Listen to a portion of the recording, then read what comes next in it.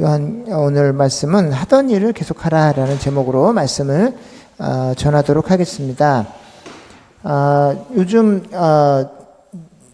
그 GPT 챗봇이라는 그 AI 이제 챗 서비스가 뭐 해보신 분은 알겠지만 그동안 뭐 쉬리나 뭐 알렉사 이제 뭐 이런 인공지능 그 챗봇이 있었어요. 그래서 물어보면 걔가 일정 대답을 해줬는데 이거는 2달 만에 이제 가입자가 2억 명 정도로 늘어날 정도로 굉장히 많은 이제 가입자가 순식간에 늘어났고 질문이 단답형이 아니라 정말 이거 사람하고 얘기하고 있나 싶을 정도로 굉장히 얘기를 잘해줘요. 그래서 이제 여러 가지 저도 질문을 해보다가 이런 질문을 했습니다. 신은 존재하니? 내가 이렇게 물어봤어요. 그랬더니 걔가 뭐라고 대답했을까요? 걔가 나온 답 중에 이제 매번 질문할 때마다 새로운 답이 나오는데 그 중에 하나가 이거였습니다. 신은 존재한다는 질문은 객관적으로 증명하기 어려운 주제입니다. 무신론적인 사람들은 이 신을 존재를 증명할 수 없다고 믿고 그러나 믿음이나 종교의 경험을 통해서 신이 존재한다고 믿는 사람도 있습니다. 따라서 이런 종류의 질문을 하기보다는 상대방의 의견을 존중과 이해를 가지고 접근하는 것이 좋습니다. 라고 저에게 철없는 질문하지 말고 다른 신이 있는지 없는지를 따져 묻지 말고 상대방을 그냥 존중하는 게 더 나은 자세입니다. 라고 굉장히 철학적인 대답을 해주더라고요. 그래서 이거 웬만한 지성인보다 낫다. 그냥 질문을 했을 때 신이 존재하는 것은 이렇습니다. 이런 게 아니라 이런 정말 이렇게 수준 떨어지는 질문을 하지 마시고 신이 존재하는지 아닌지를 따져 묻기보다는 어떻게 그 사람들하고 융합해서 살지를 먼저 고민하세요.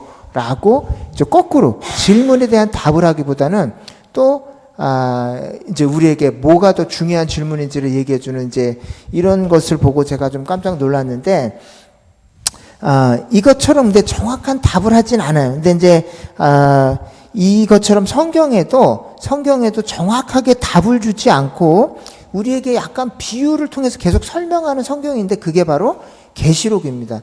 요한계시록인데 이거를 묵시문학이라고도 하고, 이것을 뭐라 그러냐면 이 헬라 말로 아포칼립스라고 하는데 감추어진 것을 이제 드러내다 이제 이런 표현인데 하나님의 감추어진 비밀을 집주인이 커튼을 닫고 있다 이렇게 조금 열어서 집안을 살짝 보여주는 것처럼 우리에게 무엇인가를 이제 조금씩 이제 보여준다라는 이제 그런 의미가 있습니다.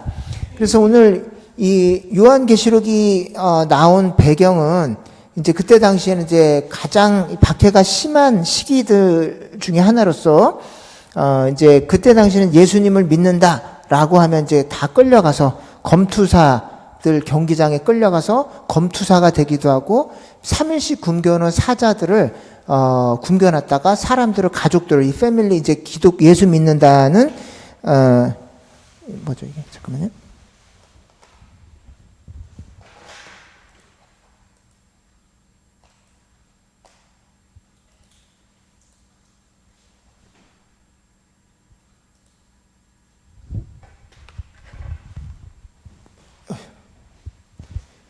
뭔가 교회 예배를 계속 방해하는 뭔가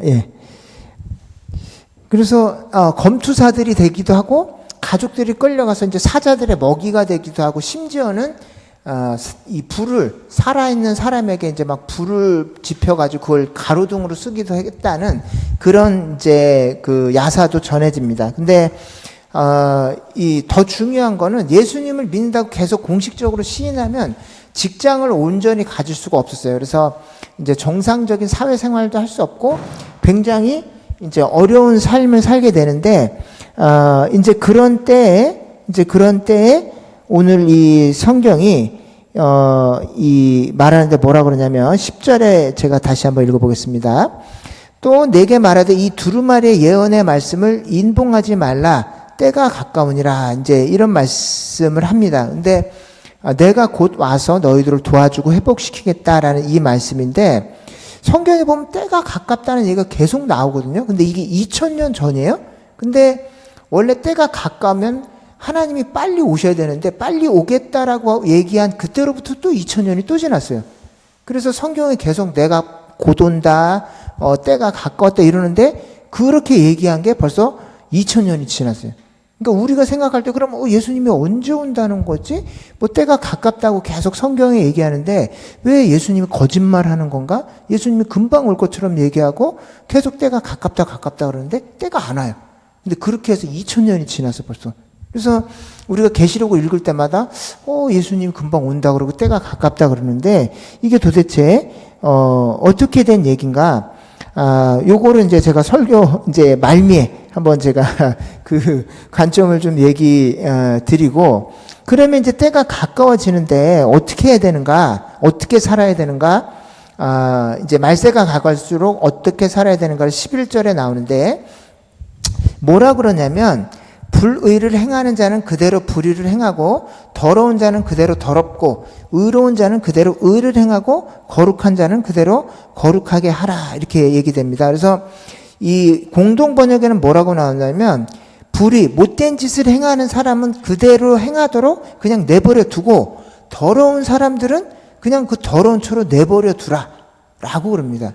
근데 원래 성경 전반적으로 보면 불의를 행하는 사람들에게는 가서 복음을 전해서 구해야 되는데 오늘 계시록에 보면 그냥 내버려 두라 그래요.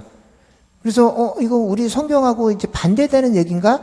근데 이제 이 전반적인 이 성경의 문맥을 보면 불의한 사람들보다는 복음을 전하는 우리들의 영혼을 이제 먼저 생각하는데 그게 뭐냐면 의를 행하는 그 사람들은 계속해서 의를 행하고 거룩하게 살던 사람들은 그렇게 계속해서 거룩하게 살라는 거예요.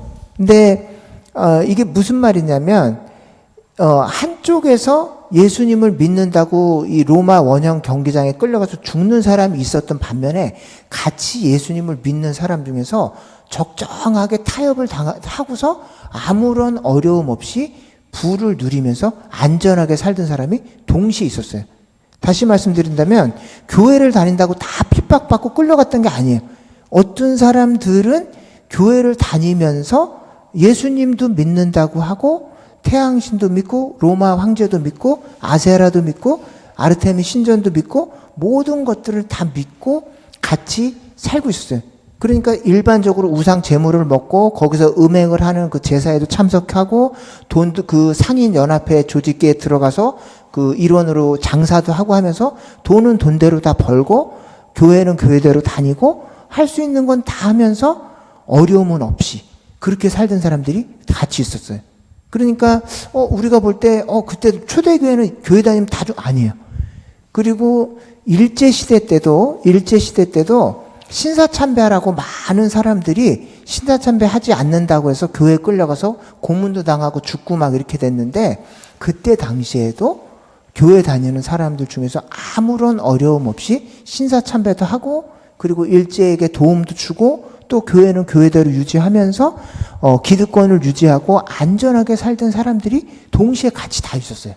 그러니까 이 말세가 가까울수록 힘든 문제가 뭐냐면 누가 우리를 잡아서 죽이고 이런 문제도 있지만 더 힘든 문제는 똑같이 교회를 다니는데 왜 나만 가난하고 나만 예수 믿는 것 때문에 이런 어려움을 당해야 되고 왜 나만 힘들어야 되나 라는 이 고민이 말세가 가까울수록 우리를 흔드는 가장 어려운 주제라는 거예요. 쟤는 교회 다니는데 할지 못할지 다 하고 못된 짓 다 하고 갈 때 다 가는데 갈 때 못 갈 때 다 가는데 왜 나만 교회 다닌다고 주일날 여기 와 있을 때 왜 나만 교회 다닌다고 내 친구들은 다 가서 뭐 약도 하고 파티도 다니고 막 이렇게 다니는데 왜 나만 교회 다닌다고 그걸 못하고 왜 교회 와 있어야 돼 라는 고민이 빠진다는 거죠. 이게 예수님이 가까우실수록 올 때가 가까울수록 우리가 당하는 가장 큰 고민 중에 하나가 뭐냐면 왜 나만 그래야 되나?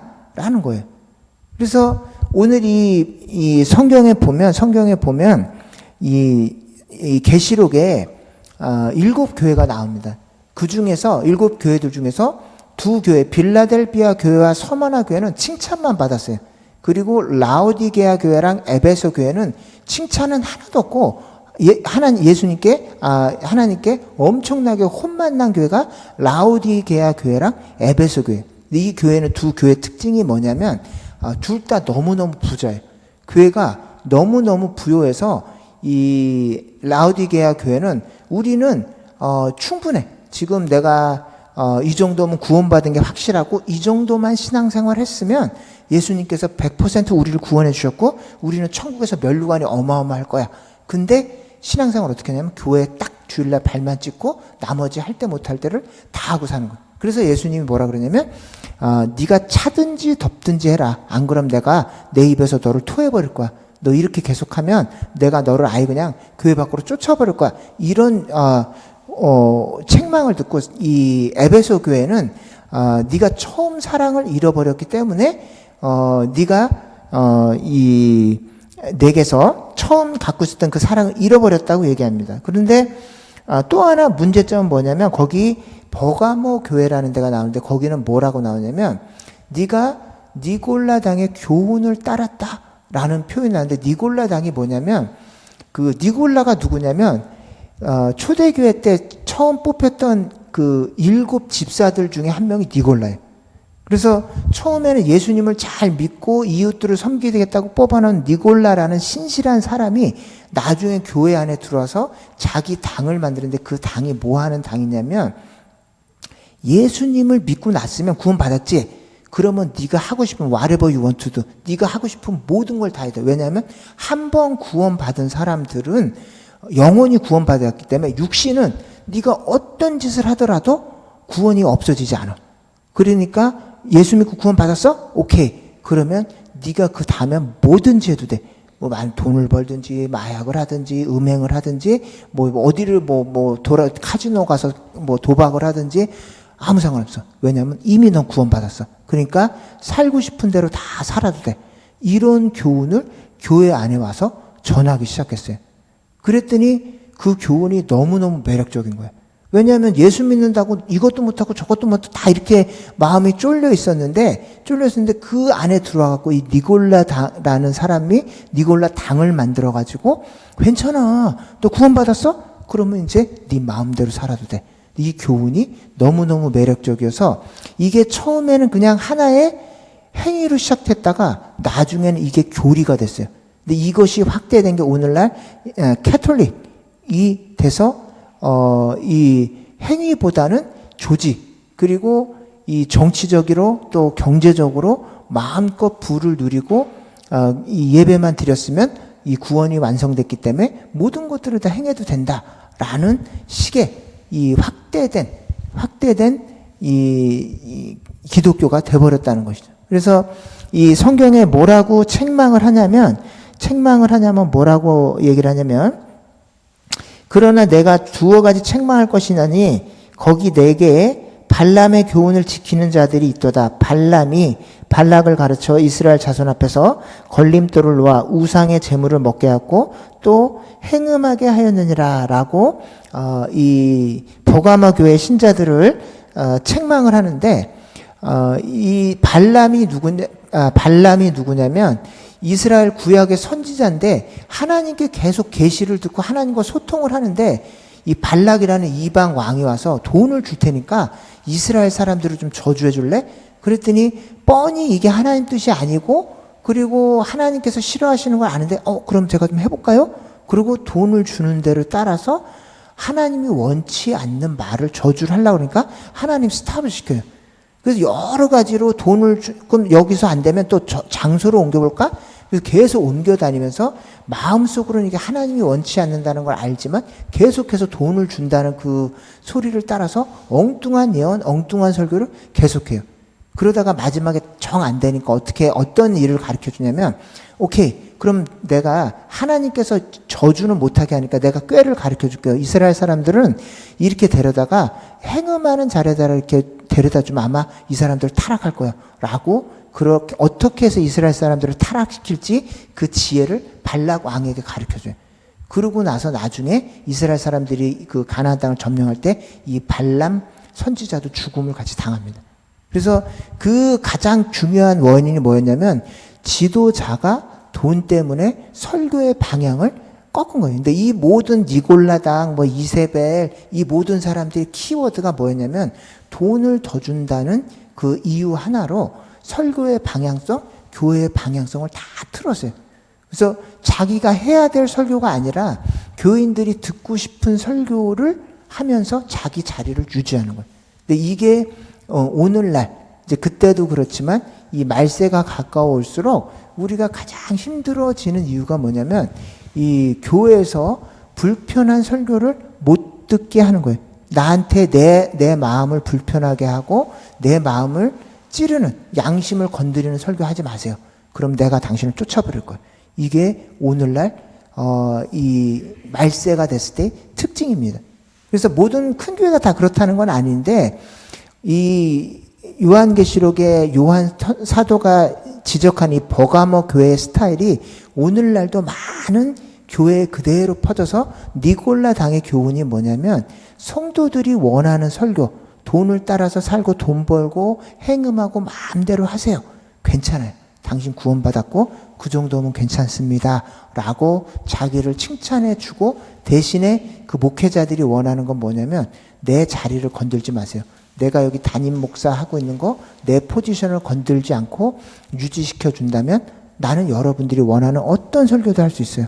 여러분들이 원하는 어떤 칭찬도 내가 해줄 수 있어요. 여러분들이 밖에 나가서 무슨 짓을 하든 상관없어요. 나는 설교 강단에서 여러분들 칭찬해 줄 수 있어요. 단 내가 여기서 담임 목사를 계속 할 수 있게만 해준다면 내가 여러분들 어떤 칭찬, 밖에 나가서 무슨 나쁜 짓을 하고 들어와도 여러분들 내가 강단에서 축복해 줄 수 있고 칭찬해 줄 수 있어요. 이것이 니골라당의 교훈의 가장 키워드입니다. 그리고 그렇게 살아가는 사람들 사이에서 말세가 되면 이 신실하게 살려고 몸부림치는 교인들, 신실하게 살려고 살아가는 교역자들, 이런 사람들은 변방으로 밀려날 수밖에 없다는 거예요.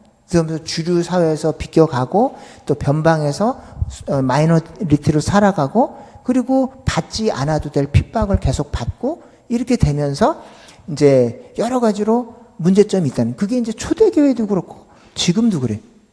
그 사서 핍박을 받지 않아도 되고 교인들의 비율을 맞춰주고 그리고 교인들이 원하는 설교나 원하는 이 목회를 계속 한다면 굳이 핍박받지 않아도 돼요. 굳이 작은 교회, 굳이 개척교회, 굳이 이런저런 어려움을 겪지 않아도 돼요. 근데 그건 초대교회 때도 그랬어요. 그 로마 어떤 사람들은 로마 경기장에 끌려가서 모든 가족들이 다 뿔뿔이 흩어지고 거기서 죽음을 당하고 이렇게 해도 그 한쪽에서는 같이 그 경기장에서 그 관람을 하고 있던 크리스찬들도 있었다는 거예요. 그 기독교인들이 죽어가는 그 모습을 어떤 크리스찬들은 똑같이 교회 다니는 사람들인데 어떤 크리스찬들은 거기 가서 핍박당하고 죽임당하고 고통을 당하는데 그 모습을 관중석에서 관람석에서 지켜보던 크리스찬들도 있었다는 거예요. 왜? 니골라 당의 교훈만 따르면 내가 꼭 황제 숭배 안 됩니다 이런 얘기 하지 말고 괜찮아, 황제 숭배해도 돼. 그리고 아세라 신전에 가서 예배 드리고 거기서 행음하고 거기서 같이 또 그 조합에 가입해서 우상 제물 먹고 괜찮아. 그래도 너 이미 구원받았어. 라고 해주기 때문에 그런 사람들은 돈도 벌어요. 로마 사람들하고 친하게 지낼 수 있어요. 자기 포지션도 유지할 수 있어요. 더 중요한 것은 교회에서 중요한 자리죠. 여전히 유지할 수 있었다는 거예요. 그래서 이것이 요한계시록에 이 요한은 유배당했어요. 그 황제 숭배 안 된다 그러고 예수님을 믿는 것 때문에 반모섬에 유배당해서 여러 가지 이제 역사적인 증거가 있지만 90세가 된 노인이 반모섬에 유배가 오늘날 지금 그냥 감옥 안에 가만히 있는 게 아니라 중노동을 하는 유배예요. 그래서 하루 종일 힘든 돌을 나르고 채석장에서 돌을 나르고 이 노인이 그런 중노동을 하다가 저녁 때는 자기 그 감옥 방 안에 들어와서 글을 쓰는 거예요. 그게 요한계시록이에요. 근데 그렇게 쓰던 요한이 글을 쓰고 있었던 그때에도 어떤 크리스찬들은 교회에 다니면서 평안히 그 도시 한복판에서 이 최대한 이게 뭐죠? 가장 앞선 문명과 그런 그 안락함을 누리면서 평안히 지냈다는 거예요. 근데 이제 그 차이가 자발적인 고난을 당하느냐 아니면 이 자발적으로 평안을 누리느냐 이 차이였다는 거예요. 그래서 그때 당시에도 원하기만 하면 한두 끝도 없이 평안하고 안락한 크리스천들의 삶을 살 수가 있었다는 것이죠. 그래서 사도 요한이 이제 얘기를 합니다. 좀 그러면 이렇게 다 살아가는데 나만 힘들고 나만 이렇게 고난 당하는데 그럼 어떻게 이 시대에 어떻게 하라는 것이냐? 그 중에 하나가 뭐냐면 10절에 주님이 오시는 때가 가까웠다라는 걸 기억하고 요한복음 계시록 3장 11절에 뭐라고 됐냐면 내가 속히 오리니 내가 가진 것을 굳게 잡아 아무도 내 면류관을 빼앗지 못하게 하라 이런 말씀이 있습니다. 그래서 주님이 속히 오신다는 게 무슨 뜻인가? 주님을 만나는 게 두 가지 방법이 있어요. 하나는 우리가 죽기 전에 예수님이 재림해서 우리한테 오는 것 첫 번째 하나가 있고 또 하나는 어떻게 해야 주님을 만날까요? 우리가 어떻게 하면 주님을 만나요? 생명이 다하면 생명이 끊어지면 주님을 만나는 거예요. 근데 둘 다 주님을 만나는 방법인데 예수님이 다시 오시는 길도 있지만 우리가 생이 다해서 우리 생명이 끝나서 주님을 만나는 쪽이 제가 봤을 때는 훨씬 빠르다는 거예요. 그래서 주님이 다가오는 속도도 있지만 우리 쪽에서 우리의 육신이 점점점 낡아지고 노령화돼서 주님을 향해서 쏜살같이 달려가고 있기 때문에 둘 다 양쪽에서 같이 가까워지고 있는데 우리 쪽에서 주님을 향해서 달려가고 있는 것이 훨씬 속도가 빠르다는 거예요. 그래서 주님께서 이런 표현을 같이 내가 속히 오리라 때가 가까우니라 이 표현을 거꾸로 우리 쪽에서 본다면 우리 쪽에서 주님을 향해서 계속 정말 빛과 같은 속도로 계속 이 생의 마감을 향해서 달려가고 있기 때문에 성경의 관점에서 봤을 때는 때가 계속 가까워지고 있고 주님을 만나는 그날이 속히 임하게 된다는 것이죠. 그래서 제가 여기 캐나다 온 것이 벌써 이제 햇수로 8년째 또 이제 날수로는 한 7년째 돼 가고 있고 어저께 와서 여기 홍 목사님 가정을 뵙고 제가 처음 캐나다 왔다는 소리를 듣고 빵봉지 하나 들고 가서 인사드린 게 어저께 근데 벌써 2년 반이 지나서 목사님이 졸업할 때가 다 됐어요. 학교를 지금 2년 반 과정인데 학교가 졸업할 과정이 다 된 거예요. 그러니까 우리의 삶을 돌아볼 때 정말 쏘아놓은 화살을 딱 해서 시위를 당해서 놓으면 화살이 바람을 뚫고서 쏜살같이 달려가는 것처럼 우리가 주님을 만나러 쏜살같이 지금 달려가고 있다는 거예요. 그래서 주님이 오시는 속도도 있지만 우리가 주님을 향해서 쏜살같이 달려가고 있다는 겁니다. 그렇기 때문에 시간이 없다는 거예요. 너희들이 딴 사람 비교해서 저 사람들은 왜 저렇게 살지? 크리스찬인데 왜 저렇게 우리가 당하는 고난 하나도 없고 저렇게 적정히 타협하고 적정한 신앙생활 하면서 저렇게 세상 낙도 누리고 교회에서 주의도 누리고 하는데 왜 우리만 이렇게 교회 헌신하고 주일날 시간과 돈과 에너지를 들여서 교회에 이렇게 매진하고 해야 되냐? 때가 가까워오기 때문에 우리가 주님을 향해서 쏜살같이 달려가고 있기 때문에 지금까지 잘 달려왔니? 그러면 한눈 팔지 말고 그렇게 달려가고 있는 사람들은 어떻게 하라고? 내버려 두라고. 오늘 성경에 보니까 그렇게 달려가고 있는 악한 자들은 불의를 행하는 자들은 불의를 행하도록 내버려 두고 더럽게 행하는 자들은 그냥 더러운 채로 내버려 둬. 그리고 너는 뭘 하냐면 디모데후서 3장 11절에서부터 15절 보면 악한 사람들과 속이는 자들은 더욱 악하여져 속이기도 하고 속기도 하나니 그러나 너는 배우고 확신한 일에 거하라. 너는 내가 누구에게서 배운 것을 알며 또 어려서부터 성경을 알았나니 성경은 능히 너로 하여금 그리스도 예수 안에 있는 믿음으로 말미암아 구원에 이르게 하는 지혜가 있게 하느니라. 이런 말이 있습니다. 그래서 딴 사람이 뭐 하는지 내버려 두라는.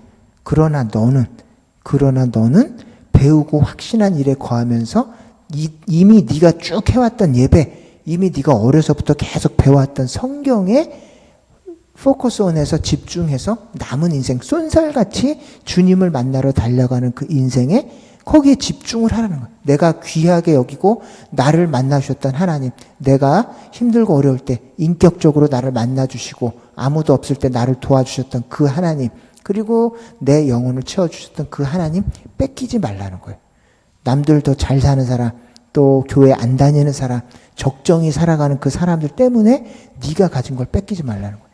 하나님께서 왜냐면 내가 너에게 줄 상이 있어서 각 사람에게 그가 행한 대로 내가 갚아줄 건데 절대로 네가 지금 가지고 있는 면류관 뺏기지 않게 잘 붙들라는 거예요. 왜냐면 얼마 남지 않았다. 우리가 하나님을 위해서 살 날도 얼마 남지 않았고 하나님 앞에서 봉사할 수 있는 날도 얼마 안 남았어요. 그래서 지금까지 해왔던 대로 집중해서 뺏기지 말고 가장 최고의 것으로, 가장 최상의 것으로 하나님을 섬기다가 면류관을 뺏기지 말고 내 앞에 오라는 거예요. 왜냐하면 그 사람들은 그 사람들대로 하나님 앞에 받을 걸 다 포기하고 이 땅에서 이미 다 받았어요. 이 땅에서 이미 누릴 걸 다 누리고 천국의 상급보다, 하나님 앞에서 상급보다 이 땅에서 이미 천국의 상급을 다 받은 거예요. 그래서 굳이 하나님께 기대할 것도 없고 하나님을 바라볼 일도 없기 때문에 그 사람들을 내버려 두라는 거예요. 그럼 넌 뭐 하라고? 그리고 너는 뭐 하라고요? 성경에 보면, 디모데후서 보면 배우고 확신한 일에 거하라는 거예요. 그리고 거룩한 자들은 그대로 거룩하고 의로운 자들은 그렇게 의를 행하며 내 앞에 달려오라는 겁니다. 그래서 여러분들이 이 마지막 때가 뭐 전쟁도 나고 튀르키예 지진도 나고 여기다 보면 저기 캐나다 제가 처음 왔을 때 가장 처음 들은 조언이 여기 땅값 오른다고 빨리 한국에 있는 모든 재산을 다 팔아서 집 사라는 거였어요. 그리고 여기 제가 전셋집 이제 막 이렇게 그 중고 물품 사러 갔는데 어떤 분이 제가 한 40대 중반인데 여기 캐나다 왜 오셨냐니까 제가 신학 공부 좀 더 하고 영혼들 섬기러 왔다 그랬더니 40대 중반은 공부할 나이가 아니고 돈 벌 나이입니다. 지금 빨리 돈 보세요. 그런 충고를 하시는 분도 있었고 어떤 분들은 이제 목사님이 제가 여기 교회 도움이 될까 싶어서 철학 공부합니다. 전공이 잘못됐다. 왜 비즈니스를 안 배우고 왜 철학을 선택했냐부터 시작해가지고 제가 와서 들은 모든 조언이 빨리 돈을 벌라. 캐나다에서 빨리 정착하려면 이 빨리 영주권 따고 한국에 있는 모든 돈을 팔아서 이 빨리 집 사고 빨리 여기 땅값 오르기 전에 어떻게든지 빨리 집을 사고 영주권 따서 정착하라는 소원을 귀가 따갑게 들었어요. 근데 그럼에도 불구하고 여기 와서 어떻게 해야 이 교회 개척하고 이 교회가 안 무너지나 또 교회에서 섬길 때 뭘 하고 있어야 내가 제대로 목회를 하나 이 고민을 가지고 왔는데 역시나 그분들 조언처럼 땅값이 많이 올랐어요. 지금 이사 가려고 보니까 집을 얻을 데가 없어요. 그 전보다 처음 여기 왔을 때보다 한 거의 2배 정도가 렌트비가 뛰었어요. 그리고 교회를 할 수 있는 공동체를 할 수 있는 공간도 찾기가 힘들어. 땅값이 올라서 렌트집을 찾기도 힘들어. 그 사람들 조언이 딱 맞아요. 근데 더 중요한 것은 그럼에도 불구하고 우리가 하나님을 섬긴 일에 더 우선해서 시간을 쏟았다는 게 너무너무 감사하더라. 그 조언 그대로 흘러가고 있는 걸 나도 알고 있었고 실제 삶이 경제적인 상황이 그렇게 흘러가고 있었지만 우리가 그걸 선택 안 했어요. 집 얻고 집 사고 여기서 영주권 따서 빨리 정착하고 여기서 경제적으로 자리 잡는 일보다 어떻게 해야 여기서 교회를 공동체를 세울까? 어떻게 해야 목회자로서 내가 엉뚱한 소리 안 하고 목회할 때 잘할 수 있을까? 이 고민 하나 갖고 7년 8년간 살아왔는데 역시나 경제적으로는 쉽지 않았어요. 지금도 계속 그렇고 앞으로도 보니까 더 힘들어지게 생겼어요. 그런데도 불구하고 우리가 가장 최선의 순간에 그 상황에 우리가 선택할 수 있는 최선이 어떻게 해야 교회를 지킬까라는 이 고민 갖고 살아왔더니 역시나 경제적으로는 쉽지 않았어요. 근데 우리 주님이 뭐라고 그러시냐면 그 고민 죽을 때까지 계속해라. 내가 나를 만날 때까지 하나님 앞에 설 때까지 그 고민 하고 있었니? 그동안 잘했는데 앞으로도 계속 네가 하던 걸 해. 그리고 돈 버는 사람들은 계속 돈 때문에 아마 애쓸 거야. 그리고 자리 잡으려는 사람들은 돈 자꾸 사회적으로 자리 잡으려고 아마 죽을 때까지 그 사람들 계속 더 많은 돈, 더 많은 주의 누리고 살 거야. 내버려둬. 너는 네가 하던 걸 계속해. 라고 주님이 말씀하십니다. 왜? 내가 속히 올 거고 쏜살같이 시간이 달려갈 거기 때문에 남은 그 시간을 아껴서 네가 하던 그 일을 계속 할래? 내가 너에게 산 걸 주려고 이렇게 준비하고 있는데 뺏기지 마. 이거 그 사람들 때문에 뺏기지 말고 돈 쫓아 사는 사람들 때문에 뺏기지 말고 여기서 정착하고 주님 적정히 타협하고 돈 세상에도 환영받고 교회에도 발만 디디고 사는 그런 사람들 때문에 네 상급 뺏기지 말고 네가 하던 걸 계속 하면서 살아줄래? 라고 주님이 오늘 말씀하십니다. 그래서 저희가 때가 가까웠다는 이 사실이 주님이 오시는 때도 있지만 우리가 하루하루 뭐 어저께도 저거 자고 일었는데 허리가 너무 아프고 이 몸살이 나서 계속 온몸이 아픈 거예요. 그래서 야 이게 이 나이 먹는다는 게 이런 거구나라고 한 번 더 생각을 했는데 하루하루 갈수록 이 주님 만날 날이 저는 더 가까워지는 것 같아요. 근데 이제 이 속도가 지금 노엘이 이제 어렸을 때는 시간이 더디 가고 그럴 텐데 40대 중반이 되니까 일주일이 정말 금방 가고 1년이 더 빨리 가고 이제 내후년 되면 시간이 더 빨리 지나갈 것 같아요. 그래서 이 쏜살같이 주님 만나러 달려가는 이 시간 속에서 우리가 그동안 해왔던 귀한 주님을 섬기는 이 일들에서 우리가 멸관을 뺏기지 말고 남은 인생 동안도 여러분들이 주님이 세워주신 이 좋은 이 건강한 영적인 루틴들 잃어버리지 말고 예배에 집중하고 말씀에 집중하고 난 사람들 돈에 집중하고 지위에 집중하고 성공에 집중할 때 우리는 주님께 집중하면서 멸류관을 뺏기지 않는 저와 여러분이 되시기를 예수님의 이름으로 축원드립니다. 예, 아멘. 기도할게요.